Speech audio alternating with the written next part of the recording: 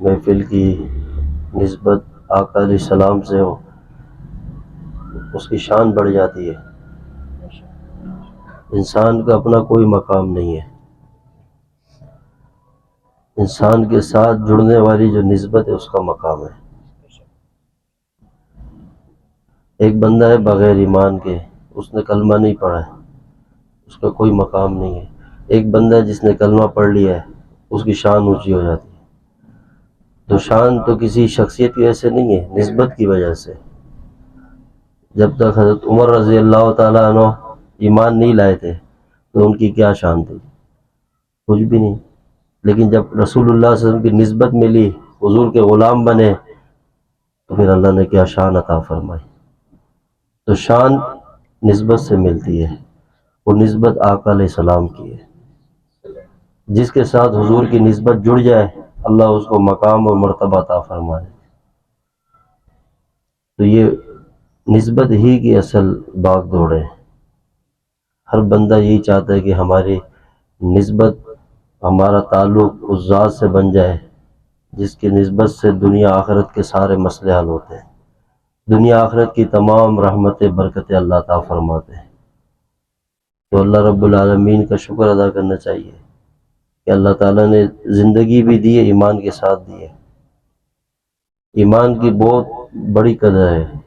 جو ایمان ہے، اس کی جو مقام ہے، جو اس کی اللہ کے اس کی جو قبولیت ہے، وہ اتنی بڑی کہ اگر ایک مسلمان گناہگار ہے،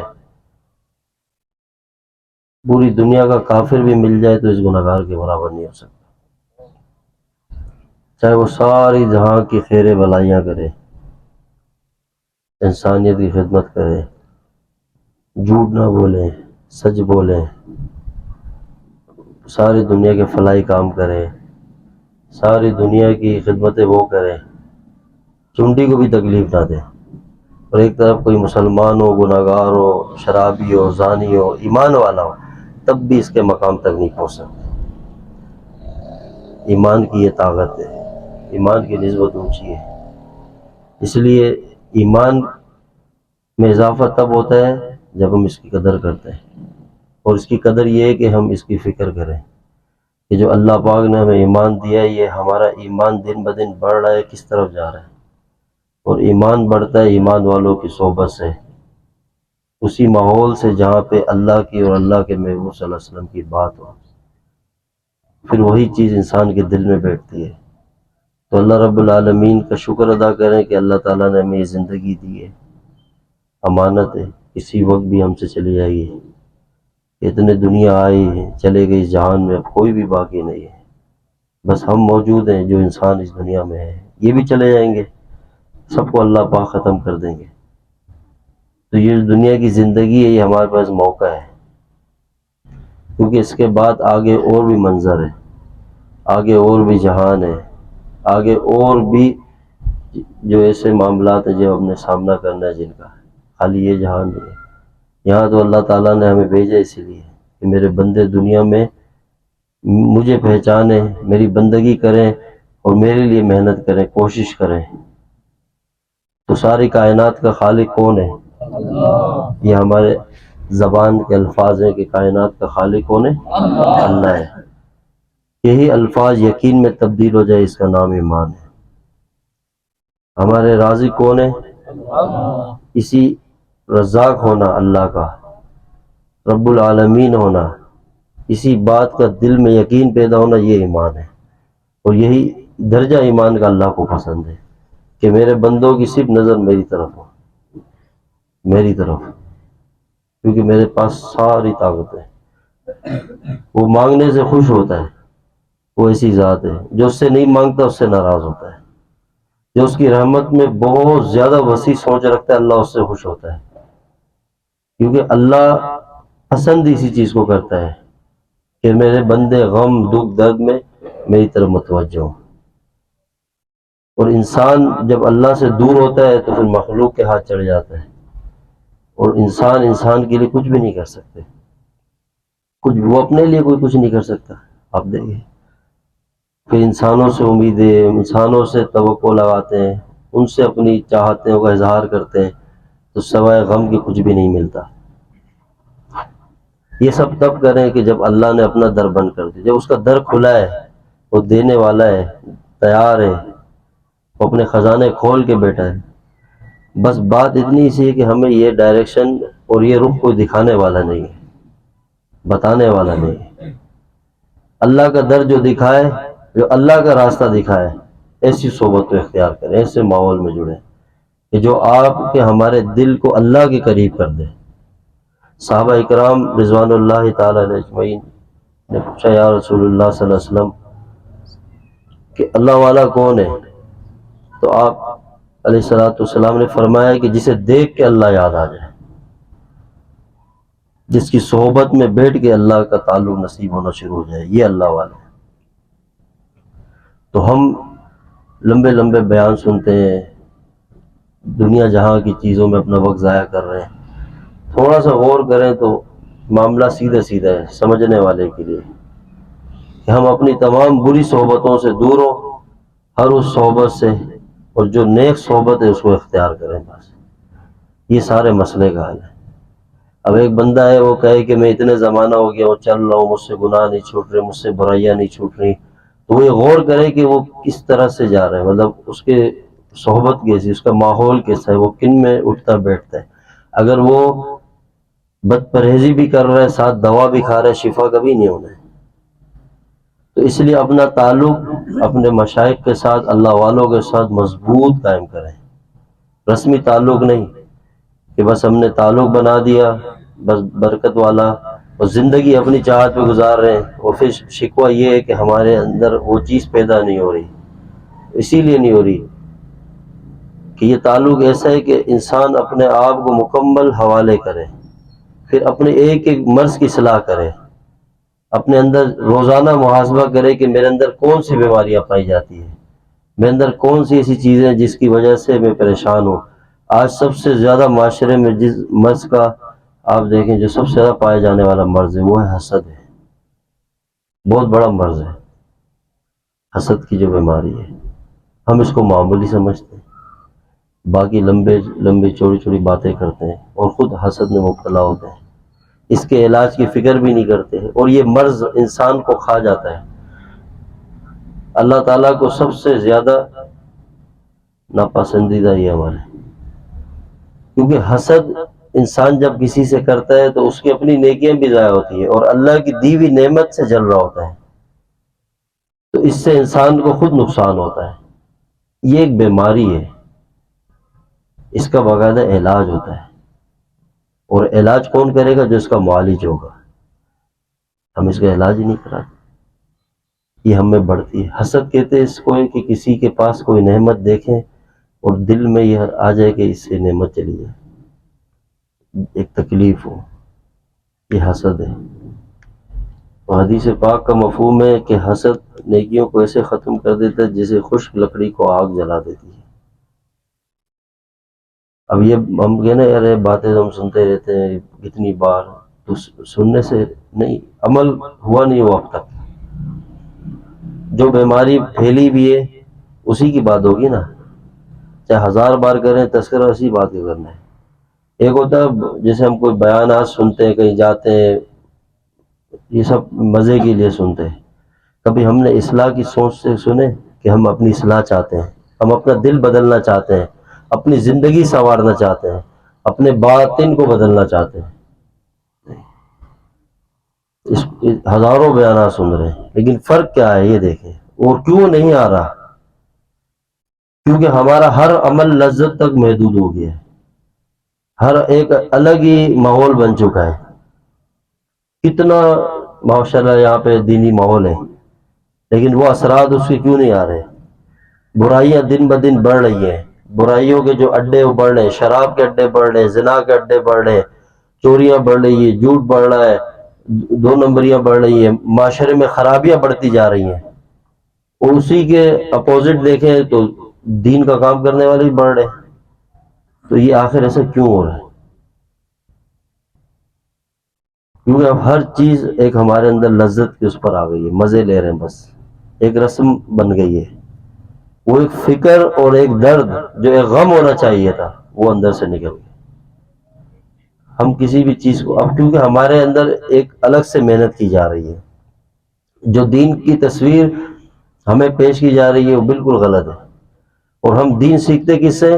موبائلوں سے، اور اس میں پتہ نہیں کیسے کیسے لوگ آ رہے ہیں جو دین سکھا رہے ہیں، جو علماء سے بیزار کر رہے ہیں، لوگوں کو مدارس سے، اہل حق سے بیزار کر رہے ہیں، وہ نئے قسم کے دین ہمارے سامنے لا کے رکھ رہے ہیں، اور نوجوان دیکھ رہے ہیں اور نفس بھی مائل ہو رہے ہیں، کوئی سختی نہیں ہے، ٹیکنیکل باتیں ہو رہی ہیں، قرآن کو سائنس سے سمجھایا جا رہا ہے، اس سے متاثر ہو رہے ہیں،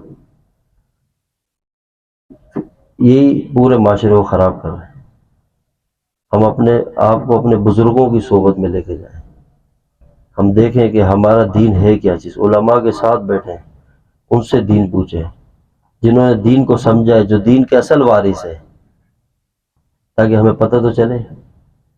تو ہم اللہ تعالیٰ سے اس بات پہ توبہ کریں کہ اللہ اب تک ہم زندگی کا جو وقت گزار گئے، اب تک ہم نے اپنے آپ کو سیریس سے نہیں لیا، ہم نے ایک مائنڈ سیٹ کیا ہوا ہے کہ بس ایک دن یہاں جانا ہے، اس دن یہاں جانا ہے، یہاں ان کو سننا ہے، وہاں نہیں، ایسے نہیں ہوا کام۔ ایک ٹریک پکڑیں، ایک کشتی کے سوار بنے۔ اللہ والے بہت ہیں، منزلیں سب کی ایک ہی ہے، راہیں الگ الگ ہیں، ہر کوئی اپنے اسٹائل سے، اپنے انداز سے منزل تک لے جاتا ہے۔ کسی کا دامن پکڑیں اور آگے بڑھیں، وقت کو اور زندگی کو ضائع نہیں کریں، اور اللہ تعالیٰ کی رحمت انشاءاللہ متوجہ ہوگی۔ یہ کیوں کہتے ہیں کہ اللہ والوں سے جڑنا ضروری ہے؟ آپ پوری تاریخ اٹھا کے دیکھیں، کوئی اللہ والا بنا ہی نہیں ہے جب تک کسی اللہ کے ولی کی غلامی میں نہیں آیا، کوئی نہیں بنا۔ اللہ کی محبت اللہ والوں سے ہی ملتی ہے، ایک ان کی باتوں سے، دوسرے ان کے باطن سے یہ چیز اللہ تعالیٰ منتقل کرتا ہے، ان کی صحبت کے اثرات ہوتے ہیں، برکات ہوتے ہیں۔ برے ماحول میں بری صحبت کے برے اثرات ہوتے ہیں، ہم اپنی آنکھوں سے دیکھ رہے ہیں، ہر بندہ بری صحبت میں بیٹھ چکا ہے۔ اگر کوئی شرابیوں کے ساتھ بیٹھے گا، اگر شراب نہ بھی پیے، لیکن ایک دن اس میں یہ طلب پیدا ہو جائے گی، ایک دن اس کے اندر خود چاہت آ جائے گی، وہ کہے گا کہ بھئی میں نہیں پینی۔ ایسا ہو نہیں سکتا کوئی سالوں سال شرابیوں کے ساتھ بیٹھے، زانیوں کے ساتھ بیٹھے، اور وہ کہے میں زنا نہیں کرتا، شراب، یہ اس میں آ جائے گی عادت صرف بیٹھنے سے۔ کیونکہ انسان کی فطرت ہے کہ جس ماحول کو وہ اختیار کرتے ہیں، اس ماحول کی وہ جتنی برائیاں وہ اپنے اندر لے لیتا ہے۔ اسی طرح اللہ نے یہ ایک فطرت رکھی انسان میں، اچھائیوں کو بھی اسی طرح قبول کرتا ہے، برائیوں کو بھی۔ تو اگر ہم چاہتے ہیں کہ ہماری زندگیاں سنور جائیں، اللہ تعالیٰ کی رحمت ہو، ہمارے ہر چیز سے برکت ہو، پریشانیاں ختم ہو جائے، تو ہم پھر اچھی صحبت کو اختیار کریں۔ کہ اللہ کو ناراض کر کے کوئی خوش رہ سکتا ہے؟ نہیں رہ سکتا ہے، کبھی بھی نہیں۔ وہ کریم میں، رحیم ہے، وہ اپنے بندوں سے بہت پیار کرتا ہے، وہ منتظر ہے، وہ ہر وقت معاف کرنے کے لیے تیار ہے۔ ہمارے اتنے گناہ نہیں ہیں جتنی بڑی اس کی رحمت ہے، ہم ہر در کی ٹھوکریں کھاتے ہیں، ہم ہزاروں وظیفے پڑھ رہے ہیں کہ بھئی کوئی وظیفہ بتا دے رزق میں برکت ہو جائے، کوئی عمل بتا دے رزق میں برکت ہو جائے، کام چل پڑے، یہ سارے وظیفے اللہ نے بتائے ہوئے ہیں، لیکن ہم غور تو کریں کہ جب اللہ کا ساتھ مل جائے تو پھر برکتیں کیسے نہ ہو، کیسے نہ ہو۔ جب رسول اللہ صلی اللہ علیہ وسلم کے دامن سے وابستہ ہو جائے، اس سے جڑ جائے، تو برکتیں خود بخود ہمارے در پہ پہنچ جائے گی، کیونکہ ساری برکتیں، رحمتیں اللہ نے اپنے محبوب کے قدموں میں ڈال دی ہیں، ساری۔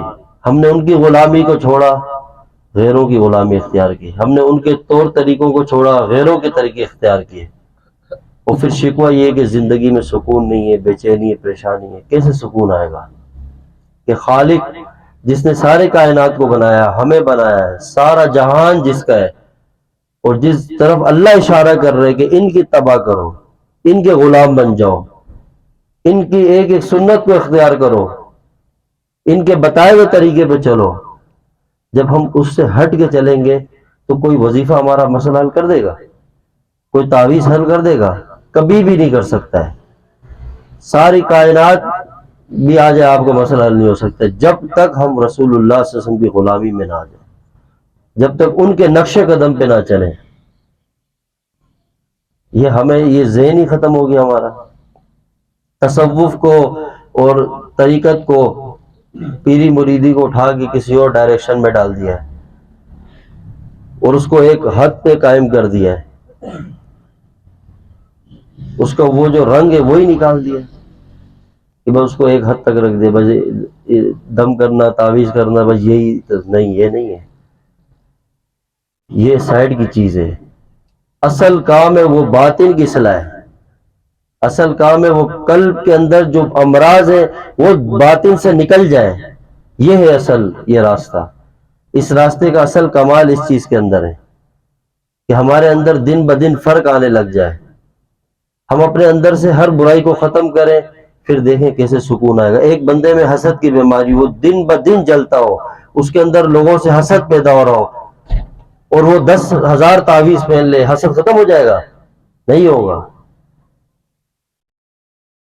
میں پہلے بھی عرض کر چکا ہوں، اگر ان چیزوں سے معاملات حل ہونے ہوتے تو صحابہ نے اپنی گردنیں کیوں کٹوائی؟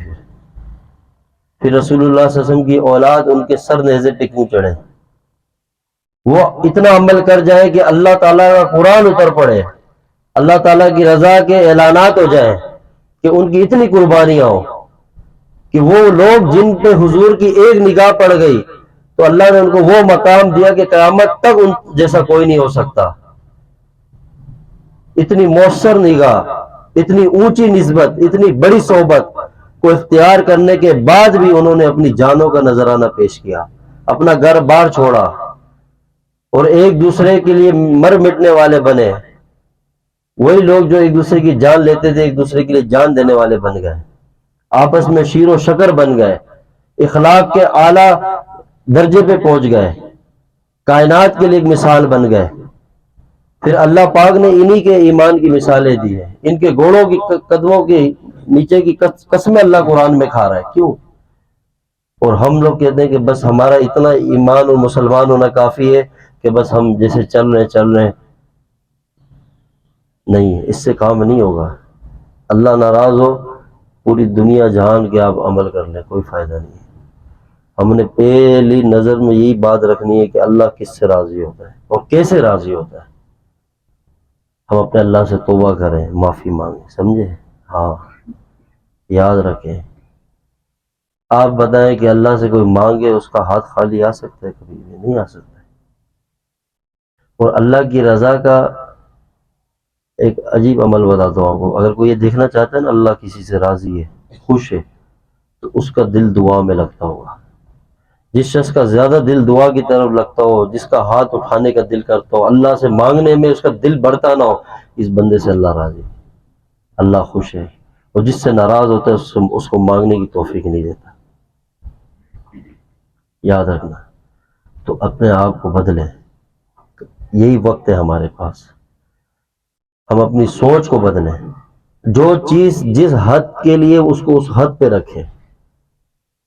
اگر کوئی آپ کو یہ کہے کہ بھائی میں آپ کو میرے مرید بن جاؤ، باقی آپ کا سارا سسٹم میرے پاس ہے، بس اب آپ کو جنت پہ بھی میں نے لے کے جانا ہے، آپ کے اوپر ہماری نظر ہے، آپ بالکل پریشان ہو، ہم آپ کو 24 گھنٹے دیکھ رہے ہیں۔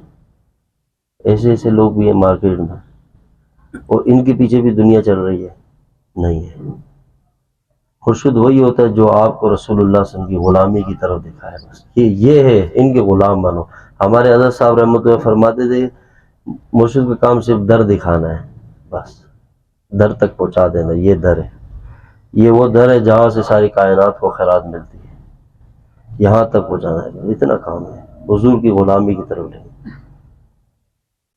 ہم اس چیز کی طرف آئیں، ہم اپنی زندگیوں سے اس چیز کو ختم کریں اور اپنے اندر سے امراض کو مٹائیں۔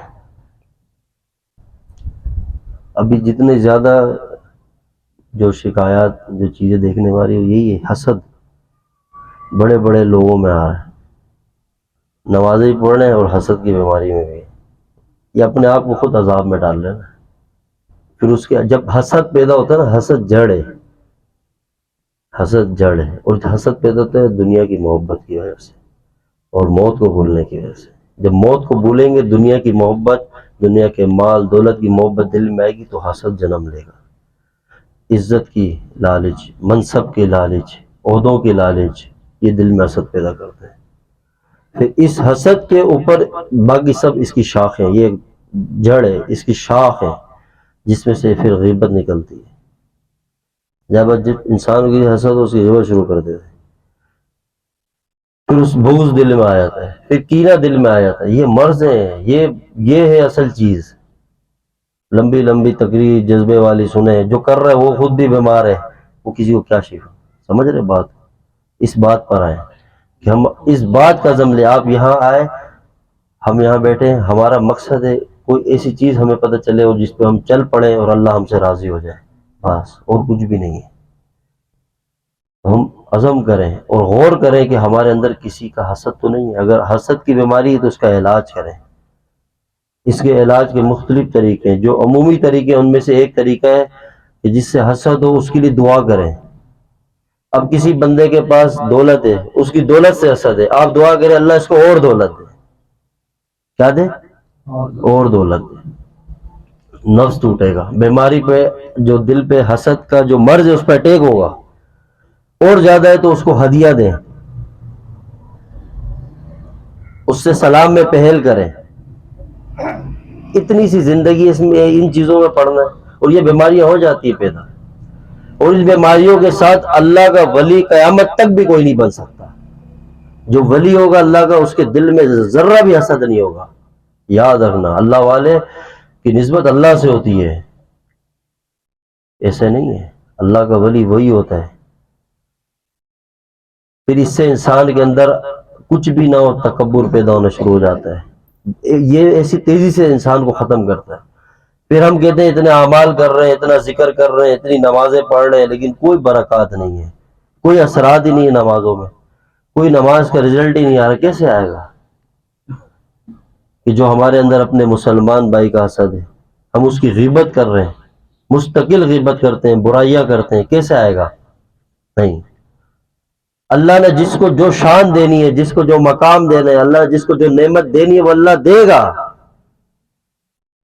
وہ اللہ نے دینی ہے. اگر کسی کو دولت ملی ہے تو اللہ نے دی ہے، تم اس سے نہیں حسد کر رہے ہو، اللہ کی دی ہوئی نعمت سے کر رہے ہو. یاد رکھنا. اگر کسی کی غیبت کریں، غیبت زنا سے بڑا گناہ ہے. یاد رکھنا. حدیث قدسی میں مفہوم ہے، حدیث قدسی میں آتا ہے کہ اگر کوئی بندہ کسی کی غیر موجودگی میں اس کی برائی کرے، اور ایسی برائی کہ جس سے اس بندے نے توبہ کر لی ہو، اس بندے نے معافی مانگ لی، اور وہ اس بات کو کسی اور کے سامنے بیان کرے، تو اللہ تعالیٰ فرماتے ہیں کہ مجھے میری عزت کی اور جلال کی قسم ہے کہ جب تک یہ برائی تیرے اندر نہ ڈال دوں تجھے موت نہیں دوں گا. اور ہم دیکھیں ہم کتنا کرتے ہیں. ہمیں کیا پتا کہ جس بندے کی برائی ہم نے دیکھی ہو، کیا پتا اس نے دل میں اللہ سے توبہ کر لی ہو، کیا پتا. کسی کے دل کو تو ہم نہیں جانتے نا. اپنے من میں ڈوب کر پا جا سراغ زندگی، اپنے من میں ڈوب کر پا جا سراغ زندگی، تو اگر میرا نہیں بنتا نہ بن اپنا تو بن. ہم اپنے آپ کے بھی نہیں رہے، اور پھر صرف بستر میں کروٹ بدلتے رہتے ہیں. بے چینی رہے گی، نیند نہیں آئے گی، ڈپریشن میں رہیں گے، امراض بڑھیں گے. اپنا نقصان ہے. خوش رہو. اور یہ خوش رہنا اور ان بیماریوں کا حل یہ قلندروں کی صحبت میں ملے گا انشاءاللہ. فقیروں کے ساتھ بیٹھیں جن کے دل شفاف ہوتے ہیں. یہ جو اللہ والے ہوتے ہیں نا، ان کو معمولی نہ سمجھیں. ہوتے تو دکھنے میں ہمارے جیسے ہیں، لیکن ان کی نسبتیں اتنی اونچی ہوتی ہے اور ان پر اللہ کی ایسی رحمت ہوتی ہے کہ آنے والا کوئی بھی بندہ جو اللہ والوں کی صحبت میں جاتا ہے محروم بالکل بھی نہیں ہوتا ہے.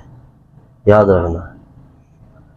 حضرت شاہ صاحب رحمۃ اللہ علیہ، شاہ ولی اللہ محدث دہلوی رحمۃ اللہ علیہ فرماتے ہیں کہ اللہ والوں کی صحبت کی مثال ایسی ہے کہ اللہ والوں کی جیسے کہ زمین کے پاک ہونے کے لیے دو چیزیں چاہیے ہوتی ہیں جس سے زمین پاک ہوتی ہے. ایک سورج کی پوری گرمی وہ آب و تاب سے چمک رہا، اور اس کی گرمی سے جب زمین کے اوپر شعاعیں پڑتی ہے اور زمین گرم ہوتی ہے تو زمین کی گند صاف ہوتی ہے. اور دوسری جب بارش برستی ہے اس سے زمین کا گند صاف ہوتا ہے.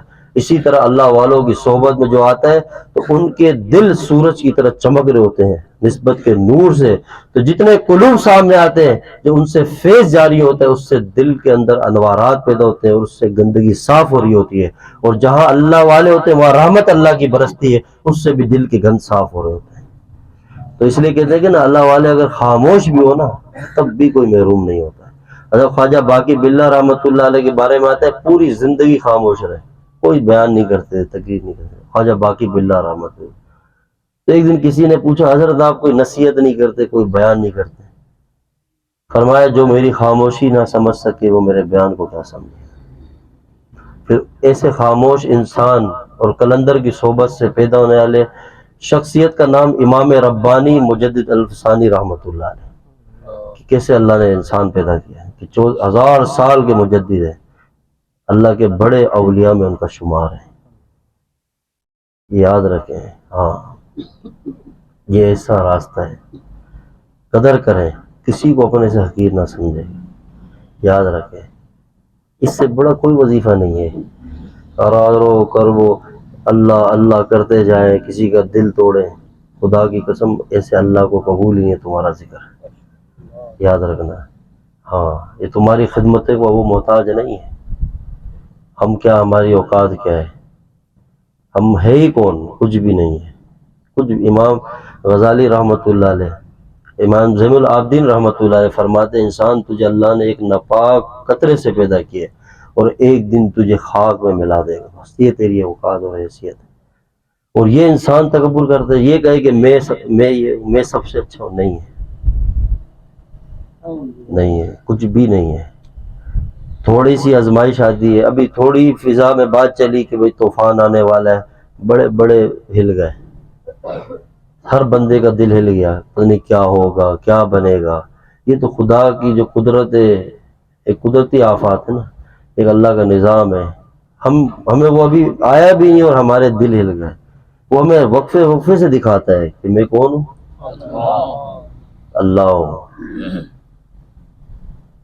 جب اس نے کورونا وائرس بھیجا تھا اس ٹائم کیا حال کیا، کہ سارے دنیا کے کتب غوث بھی دعائیں مانگ رہے تھے، کوئی مسئلہ حل نہیں ہو رہا تھا۔ جب وہ رخ پھیرتا ہے نا اتنا بے نیاز ہے، پھر اس کی نگاہوں میں کوئی کچھ بھی نہیں ہے، کیونکہ وہ کسی سے پیدا نہیں ہوا۔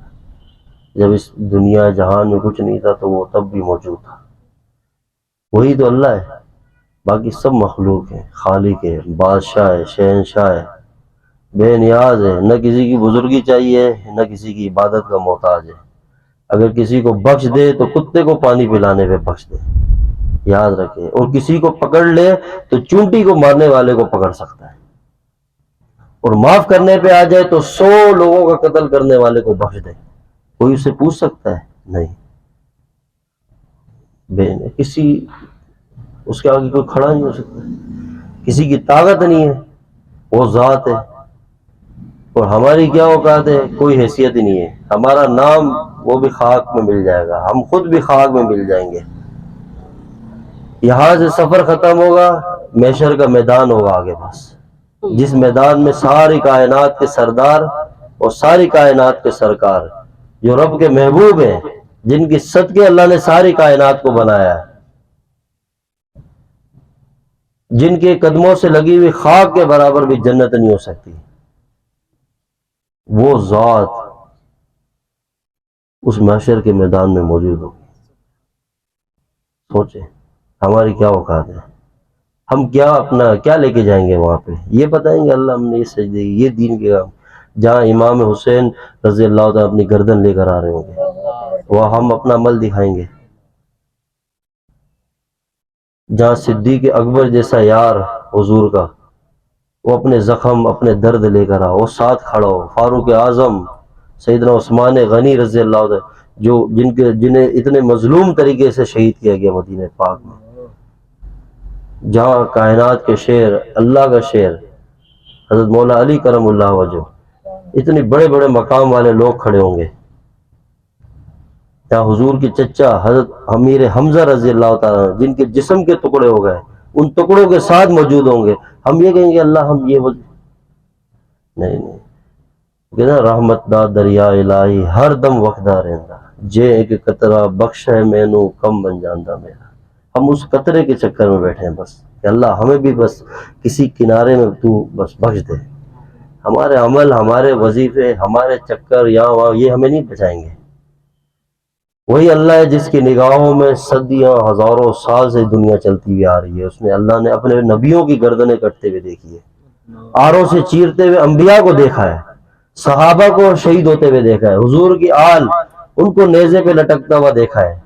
اور 1400 سال بعد ہم اس دنیا میں بیٹھے اور ہم تکبر کریں کہ ہم اتنے نیک ہیں، ہم نے اتنے تہجد گزارے.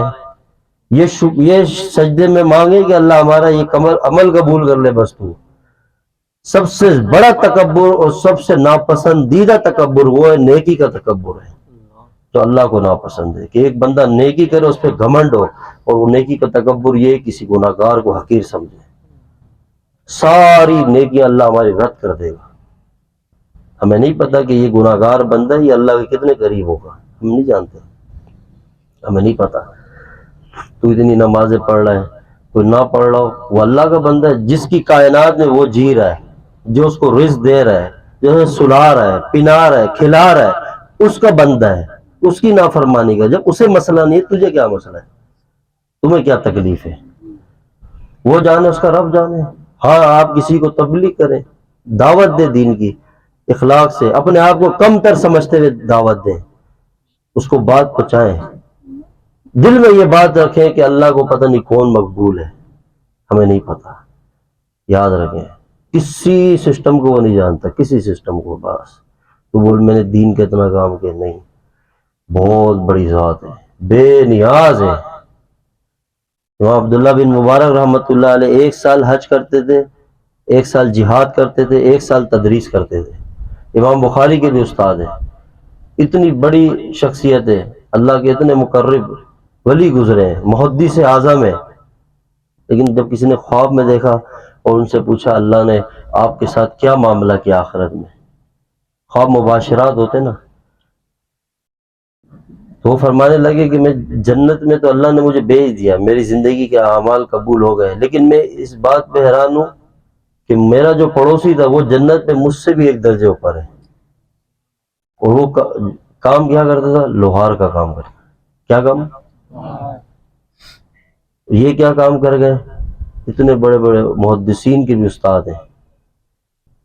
جب اس لوہار کا عمل دیکھا گیا، پوچھا گیا کیا تھا، تو پتہ چلا کہ وہ لوہار جب امام عبداللہ بن مبارک رحمت اللہ علیہ کو دیکھتے تھے، جب یہ دین کی خدمت کے لیے نکلتے تھے، اللہ کے راستے میں جاتے تھے، درس و تدریس کرتے تھے، تو یہ دل میں ایک آہ بڑھتا تھا کہ اللہ کاش مجھے بھی وقت ملتا، اگر میں حلال معاش اپنی اولاد کے لیے کما تو میں بھی کاش عبداللہ بن مبارک کی طرح تیرے دین کی خدمت کرتا. اللہ تو اللہ ہے نا، اس کے سامنے کیا فرق ہے؟ ولایت کا تو کوئی مقام حد نہیں ہے نا. صحابی کوئی نہیں بن سکتا ہے، تابعین نہیں بن سکتا، تبع تابعین نہیں. ولایت اللہ کی طرف سے جس کو جو مقام کی عطا فرما دے وہ دے سکتا ہے. اس لیے اللہ کی رحمت پہ نظر رکھیں، اپنے آپ کو جھکا دیں، عاجز بن جائیں. اللہ کو سب سے زیادہ پسند ہے. آپ صلی اللہ علیہ وسلم جب معراج والی رات اللہ کے پاس حاضر ہوئے تو محبوب نے کیا عرض کیا کہ یا اللہ میں تیرے لیے وہ چیز لایا ہوں جو تیرے پاس بھی نہیں ہے.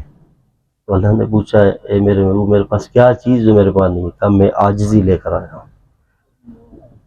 تو عاجزی سے پاک ہے، تو متکبر ہے. اور اللہ فرماتے تکبر میری چادر ہے. کیا ہے؟ اور اللہ وہ کہتے ہیں نا ایک جھنجھوڑنا، ایک وقت آئے گا اللہ اس پوری کائنات کو جھنجھوڑ کے رکھ دے گا، اور اپنی آخری جو ہے کہ تکبر، اپنا غرور پوری کائنات کو دکھائے گا جب سب کو فنا کر دے گا، کسی کو زندہ نہیں چھوڑے گا. ایک زمین ہلا دے انسان کا نظام ہل جاتا ہے. میرا کرونا وائرس جب آیا تھا کیا حال ہو گیا تھا، جہاں رونا تھا وہ در بھی بند کر دیے تھے، جہاں سجدے کرتے تھے وہ در وہ کر کے دکھایا اس نے. دیکھ ہم پہ ایک حالات بیچ کے دکھایا، ایک قیامت جیسا منظر تھا، ایک جیسے عجیب خوف وحشت، ہمیں اللہ نے اس منظر سے گزروا دیا. تو اب ہمیں سیکھنا چاہیے نا، اگر وہی آزمائش آج تک چلتی ہمارا کیا حال ہوتا. اس سے بھی خطرناک منظر آگے آنے والے ہیں۔ وہ کچھ بھی نہیں تھا، قبر ایک اسٹیپ ہے، پھر اس کے بعد حشر کا دن ہے۔ بس آپ ہم جتنے بھی گناہ گار ہیں نا، اپنا معاملہ اللہ سے سیدھا رکھو، بس کسی کو حقیر نہ سمجھیں، کسی کی غیبت نہ کریں، کسی سے حسد نہ کریں، اور اپنی زندگی کو سیدھا سیدھا گزاریں، نیکیاں کریں، کم کریں، توبہ کریں، چلتے رہیں بس۔ جو سب سے بڑی طاقت ہمارے پاس ہے نا، جو سب سے بڑا وظیفہ اس کائنات میں، وہ توبہ کا ہے۔ کیا ہے؟ بس یہ ایسا وظیفہ ہے جس سے شیطان ڈرتا ہے۔ آپ کروڑوں اربوں خربوں بار اللہ اللہ کریں گے، شیطان کو اتنی تکلیف نہیں ہوگی، اور جب توبہ کریں گے یہ اپنے سر پہ خاک ڈال دیتا ہے، یہ چلا اٹھتا ہے اور کہتا ہے کہ اس نے اپنے آپ کو مجھ سے بچا لیا، دوبارہ بچا لیا، میری ساری محنت ضائع کر دی۔ توبہ کرتے رہیں، چلتے رہیں، اپنی نگاہوں کو نیچے رکھیں، کسی کو نہ دیکھیں کون کیا کر رہا ہے، بس دعا مانگتے رہیں کہ اللہ مجھے بھی نیک بنا، میرے بھائی کو بھی نیک بنا۔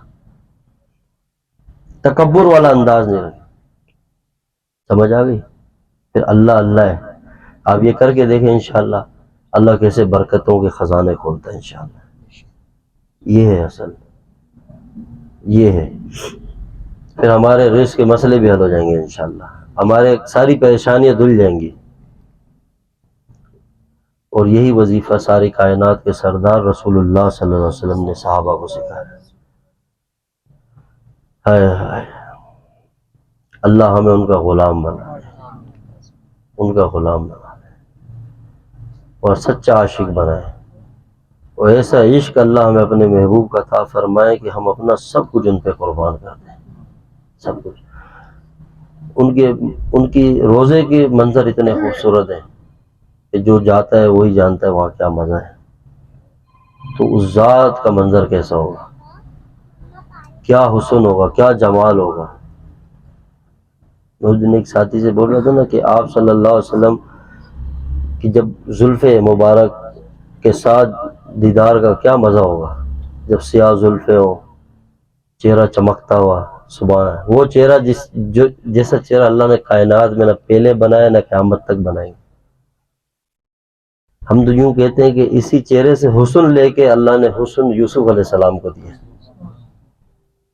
تو وہ حسن والا چہرہ کہ جن کے چہرے پہ اللہ، جسے اللہ اپنی ذات پہ پردے ڈال کے بیٹھا ہے نا، اپنے محبوب پہ بھی پردے ڈالے، اور اتنا جمال دنیا میں چھوڑا کہ صحابہ آپ کو دیکھ سکیں، آپ کے ساتھ گزار سکیں، وہ چہرہ، وہ حسین، وہ جمیل، وہ کائنات کی سب سے خوبصورت شخصیت، وہ کائنات کی سب سے پیاری ہے، اللہ رب العالمین نے ہمیں عطا فرمائی کہ جب ہم ان سے بے وفائی کریں گے تو کہاں سے برکتیں آئیں گی، کہاں سے؟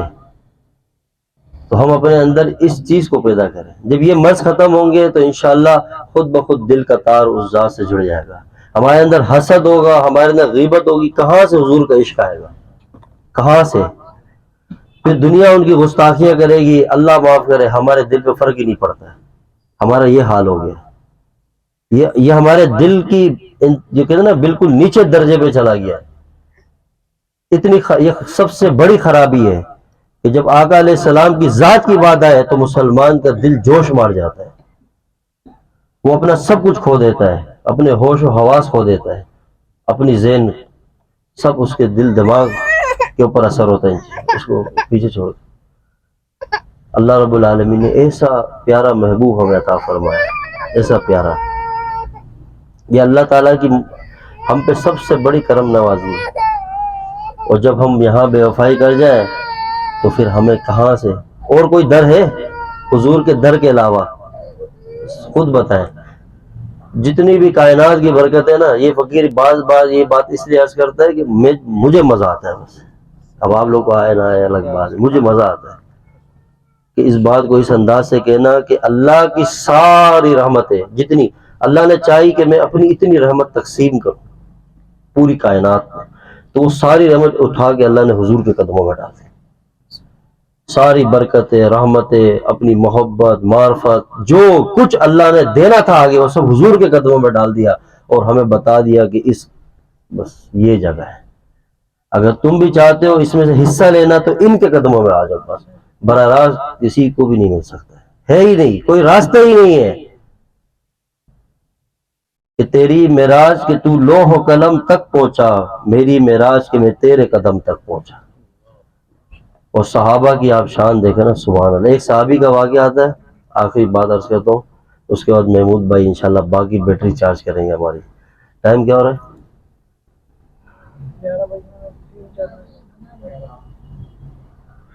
ہاں، جنریٹر والی مخلوق ادھر بیٹھ جائے، تیار ہو گئے، کدھر گئے؟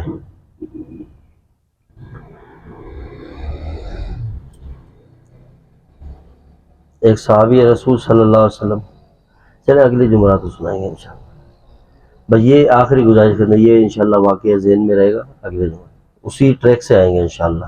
جو میں آپ کو یہ بات عرض کرتا ہوں، یہ کیمرے بھی چل رہے ہیں سامنے، کوئی سمجھے نہ سمجھے، یہ ہم نے اپنے بزرگوں کی جوتیوں سے سمجھا ہے۔ یہ بات کو آپ انشاءاللہ جب اس گہرائی پہ ہوں گے، جتنی اللہ کے ذکر پہ رحمت نہیں برستی، اس سے زیادہ حضور کے ذکر پہ برستی ہے، یہ بات یاد رکھنا۔ اب اس بات کو آپ جائیں اور جہاں سے معلوم کریں، پھر اس بات کی گہرائی تک پہنچ جائیں گے۔ وجہ کیا ہے؟ ہم نے اپنے بڑوں سے سنا ہے۔ اب یہ اس بات پہ یہ نہیں ہے کہ وہ اللہ اللہ ہے، لیکن وجہ کیا ہے؟ عاشق سمجھ سکتا ہے، ہر کوئی نہیں۔ عشق کرنے والا صحابہ ان کے جتنے گن گاتے رہیں گے نا، تو یہ ترتیب کس نے دی کہ فنا فی الشیخ، فنا فی الرسول، فنا فی اللہ، تو آخر میں نا کہ اللہ نے سارے خزانے ان کے قلب میں منتقل کر دیے۔ جن کا قلب حضور کے قلب سے جڑ جائے گا، وہ اللہ کے عشق میں فنا ہو جائے گا انشاءاللہ۔ شاہ صاحب فرماتے ہیں کہ میں نے دیکھا عالم کشف میں کہ اللہ کے نبی صلی اللہ علیہ وسلم کے سینے سے انوارات نکلنے اور پوری کائنات کے اولیاء کے قلوب میں جا رہے ہیں۔ محدثین جہاں کوئی علماء پڑھا رہے ہیں، جہاں جاہل نسبت، وہ پوری دنیا میں سے چھا رہے ہیں، اور روزہ مبارک سے انوارات نکل رہے ہیں۔ اور انبیاء کو بھی فیض حضور کی ذات سے ملا ہے، اندازہ لگائیں، انبیاء کو تشریف آخر میں لائے، اور پہلے آنے والے بھی انہی سے فیض یاب ہوئے، تو بات سمجھنے والی ہے نا۔ وہ کہتے ہیں نا، اب میری نگاہوں میں جچتا نہیں کوئی، جیسے میرے سرکار ہیں ویسا ہے کوئی نہیں ہے۔ ہم سمجھے ہی نہیں ہے، بات انہی پہ شروع انہی پہ ختم ہے۔ اللہ بھی یہی چاہ رہے ہیں، وہ بھی یہی دیکھنا چاہتے ہیں، یہ دیوانے بن جائیں بس حضور کے۔ صحابہ کو اتنا بڑا مقام اللہ نے دیا اسی لیے، اور پھر صحابہ نے حضور سے ایسی وفا کی، اصل رنگ وہ شریعت اور دین کے جو صحابہ کر کے دکھا گئے۔ بس یاد رکھنا کہ ان کی بات آئی تو پھر کسی کی پرواہ نہیں کی، کسی کا لحاظ نہیں کیا۔ انہوں نے اپنی ذات کے لیے حکمت بھی اختیار کی، مصلحت بھی اختیار کی، درگزر بھی کیا، معاف بھی کیا۔ جب بات حضور کی ذات آئی تو باپ بھی سامنے کھڑا تو چہرے پہ تھپڑ مار دیا۔ یہ کون ہے؟ ابو بکر صدیق رضی اللہ تعالیٰ، کہ جو حضور کے بعد اس امت میں جانشین ہے حضور علیہ السلام کے، وہی عمل دکھا رہے ہیں۔ جب وہ باپ حضور صلی اللہ علیہ وسلم کی خدمت میں حاضر ہو اور شکایت کی کہ یا رسول اللہ، ابو بکر نے مجھے تھپڑ مارا، تو صدیق اکبر بھی موجود تھے، گردن جھکا کے کھڑے تھے۔ کیا عرض کیا؟ یا رسول اللہ صلی اللہ علیہ وسلم، آپ مجھے جو میں حاضر ہوں، لیکن انہوں نے آپ کے بارے میں غلط الفاظ اختیار کیے، یہ آپ کی گستاخی کی۔ شکر ہے کہ میرے سامنے تلوار نہیں تھی، اس کی گردن اڑا دیتا۔ کہ ہم آپ سے زیادہ کسی کو محبوب نہیں سمجھتے۔ جب آپ کی بات آ جائے تو کائنات، پوری کائنات، سارا مشرق مغرب شمال جنوب تباہ ہو جائے، حضور کی عزت سے بڑھ کے کچھ بھی نہیں۔ اور ہم اس بات کی پرواہ کرتے ہیں کہ حضور کی عزت کے اوپر یا ان کی ناموس کے لیے آواز اٹھائیں گے تو ملک کا امن خراب ہوگا، ایسے ہزاروں کروڑوں ملک ان پہ قربان ہو، پوری کائنات جنت بھی ان پہ قربان ہو۔ یاد رکھنا، یہ جب تک جذبہ نہیں ہوگا یہ ایمان نہیں ہے، یہ تفریح ہو رہی ہے، یہ مزے کر رہے زندگی۔ اللہ ہمیں ایسا عاشق بنائے، ہم اللہ سے توبہ کریں، اور توبہ کے بعد اللہ سے تعلق و نسبت قائم ہو جاتی ہے۔ تو میں بھی توبہ کلمات پڑھتا ہوں، آپ بھی، ہم سب دل سے، اور اس نیت سے کہ اللہ جو زندگی گزر گئی اس پہ معافی ہے، آئندہ کی زندگی اللہ تیری چاہت پہ گزاریں گے انشاءاللہ۔ توبہ کرتے رہیں، گناہ ہو پھر توبہ کریں، پھر توبہ کریں، ڈرے نہیں، نہ مایوس ہو، یہ نہیں گھبرائے کہ یار ابھی توبہ کی کر، جب وہ دروازے کھول کے بیٹھا ہے کہ 1000 بار آ جا تو، 1,00,000 بار آ، کروڑ بار آ، میں ایسے ہی معاف کروں گا جیسے پہلی بار کیے، تو ہمیں کیا ٹینشن ہے؟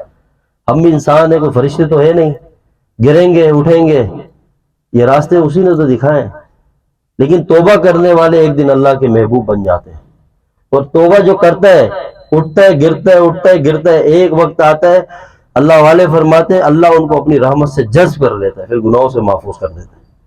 لیکن شیطان اتنا حرامی وغیرہ تو شروع میں ہمیں اتنا بھگاتا ہے، وہ جب بندہ توبہ کرتا ہے سب سے پہلے وسوسہ ڈالتا ہے ابھی تو نے توبہ کی، اب کیا تو نیک بن سکتا ہے، کیسے چینج ہوگا. نہیں.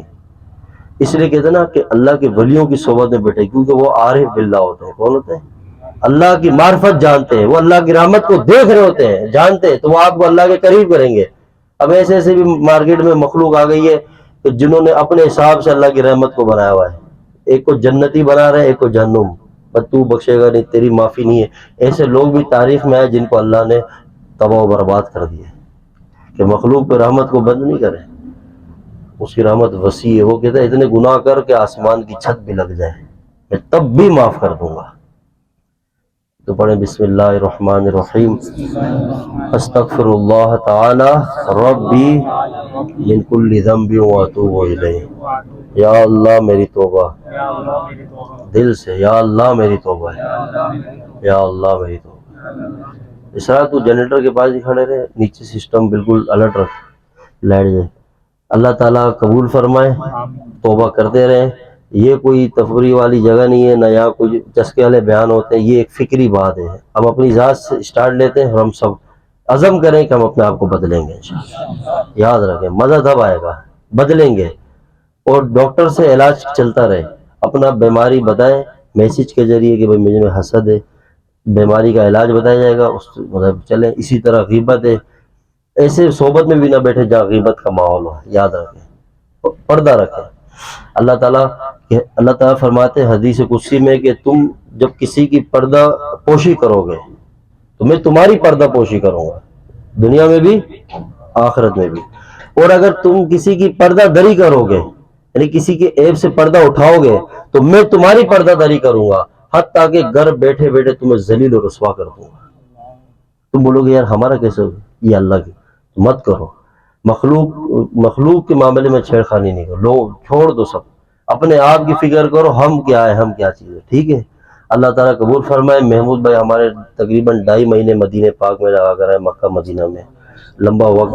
ہم کہتے ہیں کہ وہاں کے انوارات ہم پہ بھی منتقل کریں، تھوڑا سا لطف آ جائے، کرم آ جائے. شب جمعہ کی رات ہے، اس رات کی خاص نسبت رسول اللہ صلی اللہ علیہ وسلم کی ذات کے ساتھ ہے. ہم کوشش کریں کہ جمعے کی رات، جمعے کے دن ہماری زبان میں کثرت سے درود و سلام ہو. یاد رکھنا، درود و سلام. اگر ہم چاہتے ہیں کہ اللہ کی رحمتیں، برکتیں ہمارے قدموں میں، ہمارے گھروں میں ہر طرف چھا جائے، تو فضا میں درود و سلام کو عام کریں. اور آپ کو آگے جو ملے، دیکھو واٹس ایپ تو سارے چلاتے ہیں نا، فیس بک کتنے بندے جو واٹس ایپ چلاتے ہیں، پھر ہاتھ کھڑا کریں جو فیس بک واٹس ایپ یوز کرتے ہیں. اب جو چلاتے ہیں، ایک چیز آپ کے پاس موجود ہے، ایک آلہ ہے نا، ایک ذریعہ، ایک چیز ہے آپ کو پاس ہے، تو اس کا اچھا استعمال کریں. تو آپ ایک اسٹیٹس لگائیں کہ بھئی آج سارے درود و سلام پڑھیں، ہر بندہ آگے پیغام پہنچائے. جو فیس ٹو فیس ملے اس کو اس طرح پیغام پہنچائے کثرت سے. 2 عمل آپ کو بتاتا ہوں جو زندگی کو سنوار کے رکھ دیں گے انشاءاللہ. توبہ کریں، اللہ راضی ہوتا ہے. درود و سلام پڑھیں تو آقا راضی ہوتے ہیں. یہ 2 عمل کریں، انشاءاللہ زندگی میں بہاریں لگ جائیں گی. آپ تشریف لائیں. تو اب ہماری بیٹری چارج کریں، اس کے بعد انشاءاللہ دوبارہ اوریجنل بیٹری بھی آپ لوگ کی چارج جائے گی. فکر نہ کریں، روحانی بیٹری پہلے چارج کریں.